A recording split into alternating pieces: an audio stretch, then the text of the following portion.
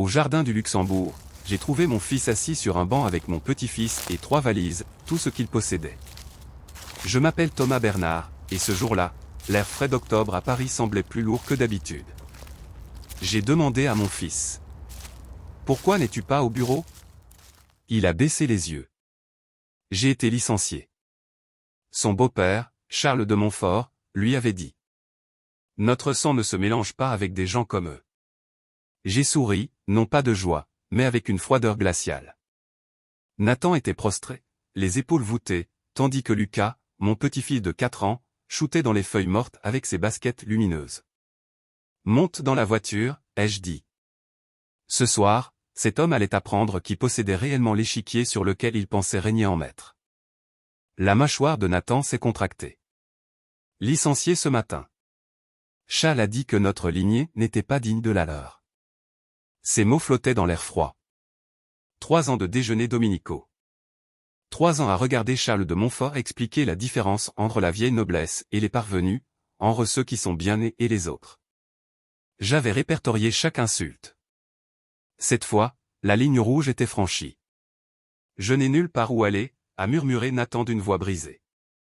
Victoria a fait changer les serrures. Elle a mis mes affaires sur le trottoir pendant que je me faisais renvoyer. Elle a dit que son père avait pris la bonne décision. Lucas a tiré sur ma manche. Maman dit que tu es l'homme le plus fort de Paris. Je me suis mis à sa hauteur. Je vais arranger ça, petit bonhomme. Je te le promets. J'ai pris 2 valises et j'ai fait signe à François, mon responsable de la sécurité. Aidez monsieur Nathan. Nous avons roulé vers le nord en silence, quittant l'agitation parisienne pour les routes plus calmes vers notre domaine. Dans le rétroviseur, je regardais mon fils, qui semblait avoir pris 10 ans en une matinée, et mon petit-fils, qui croyait encore que les grands-pères pouvaient tout réparer. J'ai bâti Bernard Logistique sur 30 ans, ai-je commencé. J'ai démarré avec un seul camion. Aujourd'hui, nous pesons 800 millions de chiffre d'affaires annuel. Nathan le savait, mais j'avais besoin de le dire. Il y a 3 ans, j'ai racheté Fret de Seine pour 20 millions via des sociétés écrans pour que le propriétaire reste caché. Et j'ai nommé Charles au poste de PDG. Les yeux de Nathan se sont animés dans le miroir. Tu es venu me voir ce jour-là, tu voulais être respecté pour ce que tu es, pas pour être mon fils. J'ai accepté de ne pas interférer. C'était notre accord. Tu l'as respecté. Pendant 3 ans, je l'avais regardé endurer des humiliations qui auraient brisé la plupart des hommes. J'ai serré le volant.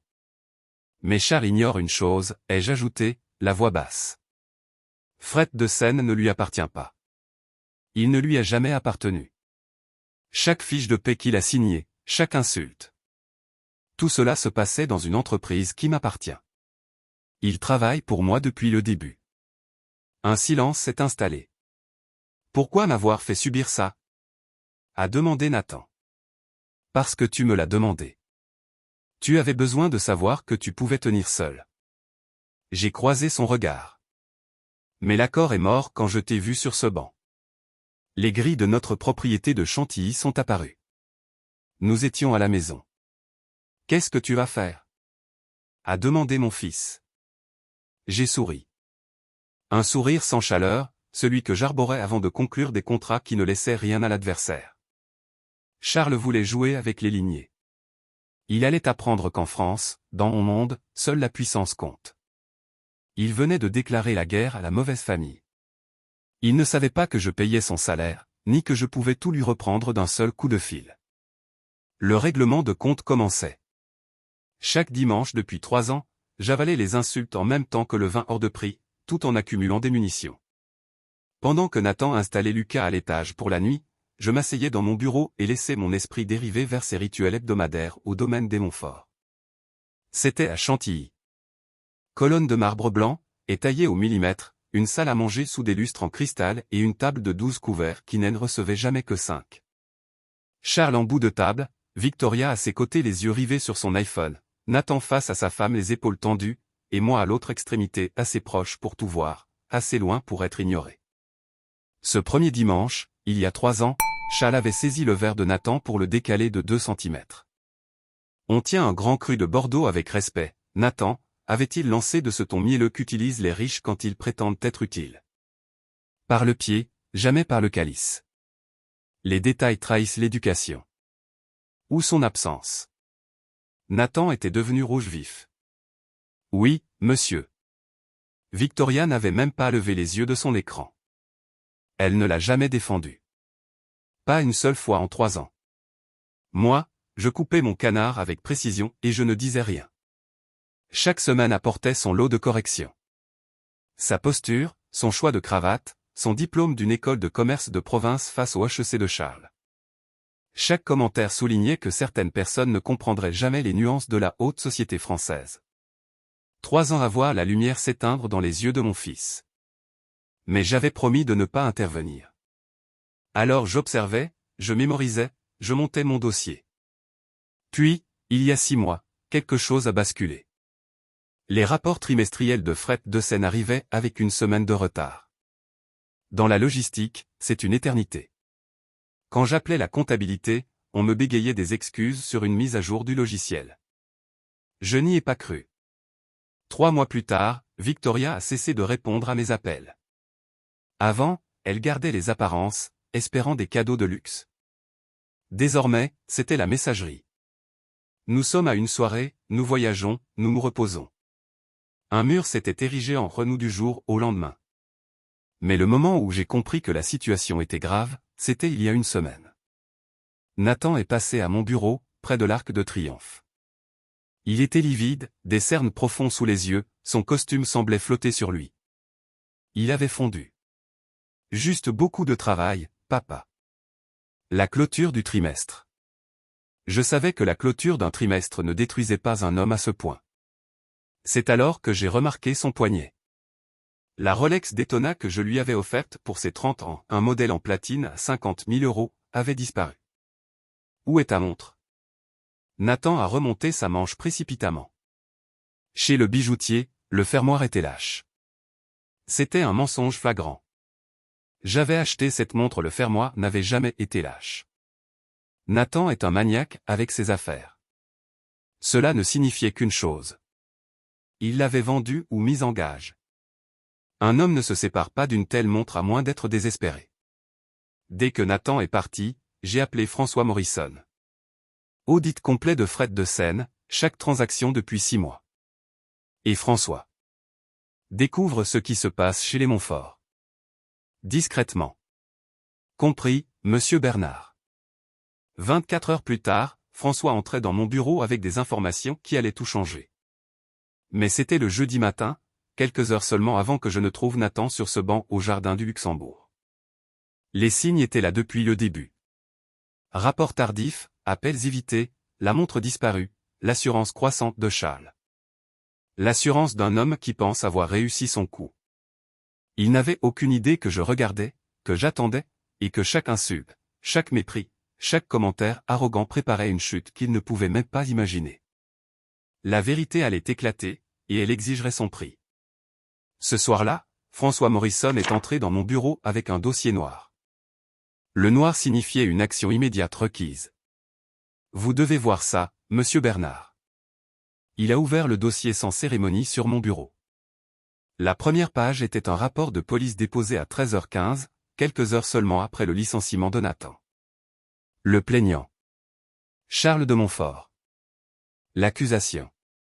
Nathan aurait volé des objets de famille en partant, des pièces de monnaie ancienne, de l'argenterie de valeur. Estimation. 2,8 millions d'euros. Il a déposé ça pendant que Nathan était encore sur ce banc, ai-je dit calmement. Il voulait le faire arrêter avant même qu'il ne puisse se défendre. Mais la deuxième page m'a fait contracter la mâchoire. Un relevé de crédit. 12 prêts séparés contractés auprès de différentes banques en 6 mois, pour un total de 18 millions d'euros, tous au nom de Nathan. Sauf que ce n'était pas ses signatures, a ajouté François en faisant glisser un autre document. Des contrefaçons numériques de haute qualité utilisant la signature réelle de Nathan récupérée sur des documents de l'entreprise. Les contrats de garantie désignaient Fret de Seine comme garant et les actifs personnels de Nathan comme sûreté secondaire. En cas de défaut, les banques détruiraient tout. Nathan serait personnellement responsable de 18 millions qu'il n'avait jamais empruntés. Il lui tendait un piège. Mettre l'entreprise en faillite, accuser Nathan, et le laisser face à des poursuites pénales pendant qu'il s'en sortait indemne. François a ensuite sorti une tablette. La vidéo montrait la chambre de Nathan et Victoria, filmée par une caméra cachée. La voix de Victoria était douce, mais pleine de venin. « Tu es si tendu, Nathan. Tu deviens agressif. Tu fais peur à Lucas. »« Je ne suis pas agressif, je suis juste fatigué, » répondait Nathan. Une autre séquence montrait Victoria brisant délibérément un vase avant de crier. « Pourquoi as-tu fait ça ? Lucas, va dans ta chambre, papa fait une autre crise. » Elle monte un dossier pour la garde de l'enfant, a précisé François. Elle voulait prouver qu'il était instable pour obtenir la garde exclusive. Je sentais une fureur froide monter en moi. Une dernière chose, a dit François. Il a posé un document que j'ai reconnu immédiatement. L'engagement de ma licence d'exploitation portuaire internationale, l'autorisation pour Bernard Logistique d'opérer dans tous les grands ports français. Des contrats valant 400 millions d'euros par an, donnés en garantie pour un prêt de 7,5 millions d'euros auprès d'un fonds aux îles Caïmans. Ils avaient utilisé un faux notaire corrompu. Le transfert d'argent devait avoir lieu demain à midi. Bloquer ce transfert, ai-je ordonné. Banque de France, Trésor public, peu importe. Cet argent ne bouge pas. J'ai ensuite demandé à François d'obtenir tout ce qu'il pouvait sur Charles de Montfort. Chaque compte, chaque secret. Il pensait s'attaquer à un vieil homme riche et passif. Ils allaient apprendre la différence entre avoir de l'argent et avoir le pouvoir. Je ne chasse pas avec des griffes, mais avec des bilans comptables et des virements bancaires. Le jeudi soir, je me suis rendu à une vente privée chez Christie's, près de l'avenue Matignon. Charles de Montfort déambulait comme s'il possédait les lieux. Il s'est arrêté près d'un croquis de Basquiat et a vérifié son téléphone nerveusement. Un homme l'a approché. Tony Russo, un nom lié au vol de conteneurs sur les côtes françaises. Charles a tendu la main, mais Russo ne l'a pas serré. À la place, il a fait glisser une clé USB. 10 unités. Modèle Mercedes Actros 2023. Titre propre, immatriculation offshore. 85 000 chacun. C'était 30% de la valeur du marché. Charles utilisait l'infrastructure de fret de Seine pour du trafic occulte. Demain matin, port de Gennevilliers, quai 47. Paiement à la livraison, a dit Charles. La moitié d'avance, ou l'affaire est annulée, a répliqué Russo. Charles a acquiescé. Depuis ma position, j'ai pris 3 photos nettes. L'échange, le visage de Russo, la main de Charles sur la clé USB. François avait tout enregistré. On intercepte la livraison à l'aube ? A demandé François à travers mon oreillette. Non, ai-je murmuré. Laissez-les faire la livraison. Je veux qu'ils soient tous les deux pris en flagrant délit. Ensuite, nous agirons. Le vendredi après-midi, je me suis installé seul à une table d'angle au restaurant Le Meurice, face au jardin des Tuileries. Victoria est arrivée à 15h pile, portant un gilet en cachemire gris et des lunettes de soleil surdimensionnées qu'elle n'a pas quittées à l'intérieur. Elle s'est glissée sur la chaise en face de moi avec un long soupir théâtral. « C'est si difficile pour moi », a-t-elle commencé en tamponnant ses yeux secs avec un mouchoir. Le comportement de Nathan.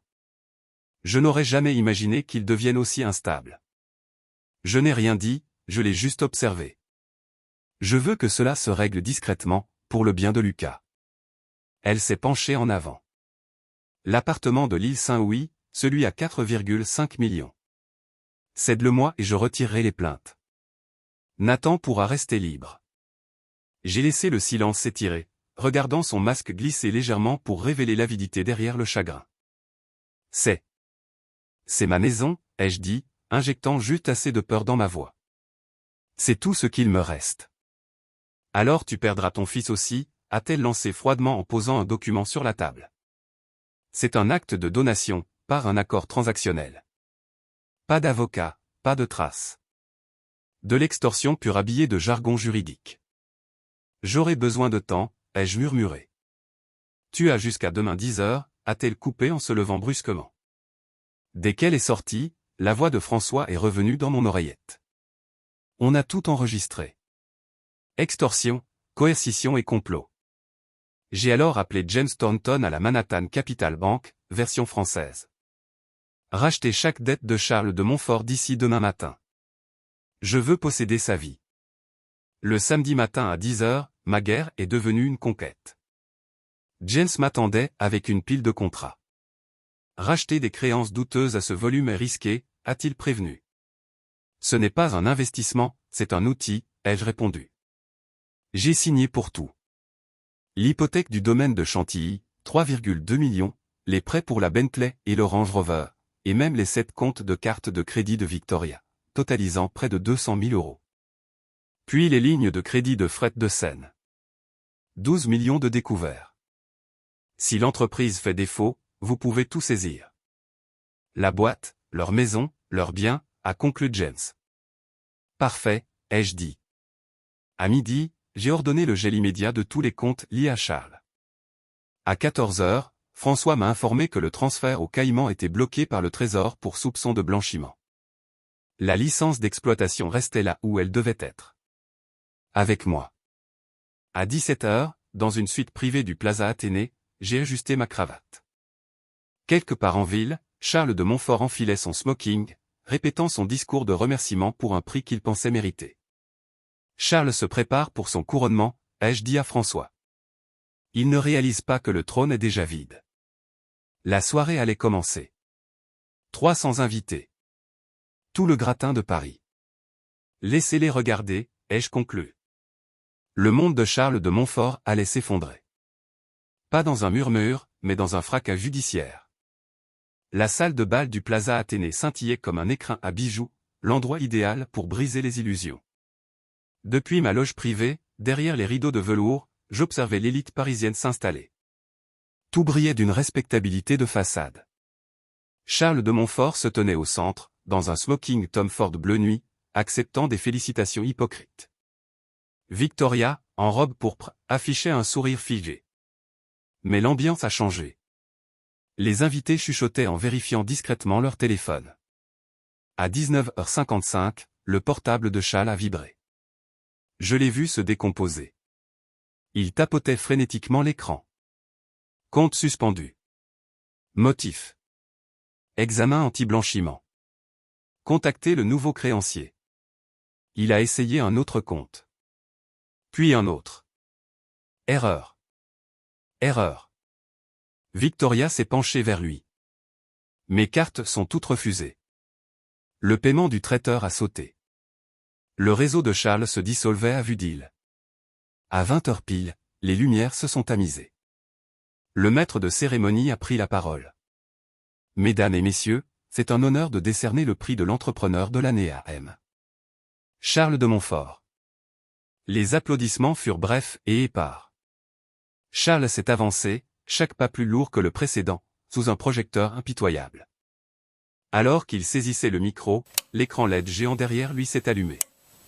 Au lieu du logo de l'entreprise, la voix de Victoria a résonné, limpide.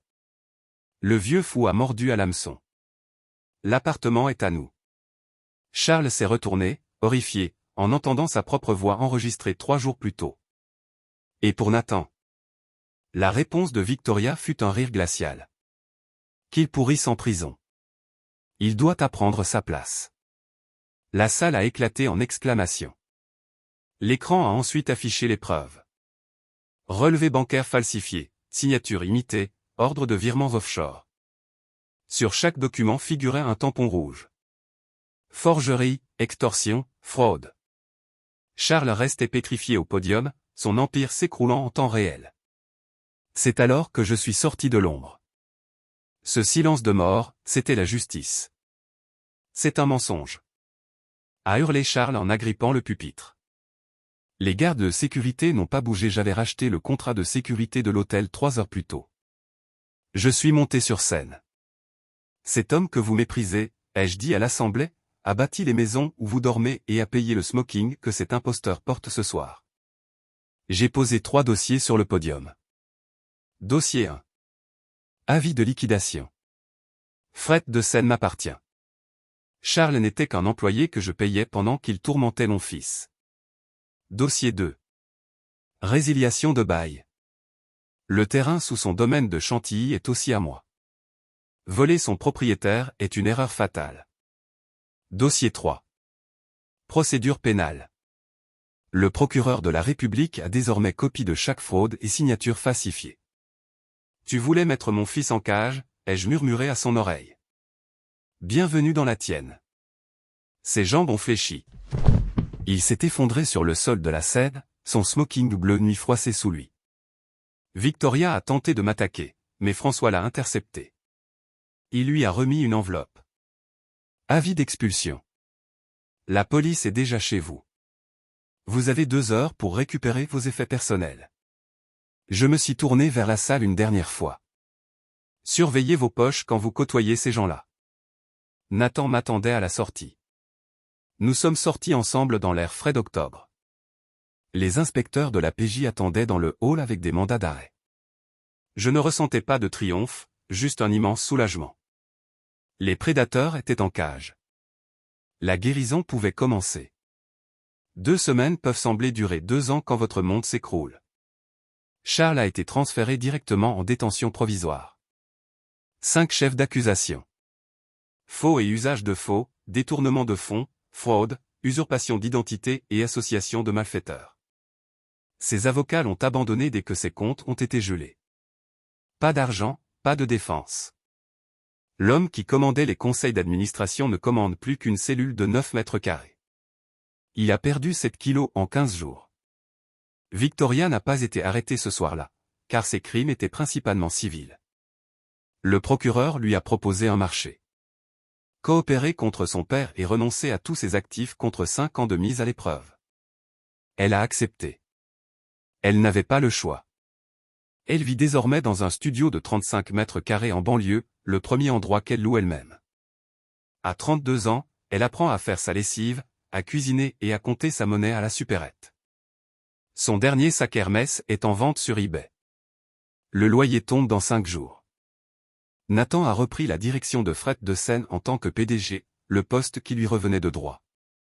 120 millions de contrats, 43 employés, 5 ports majeurs.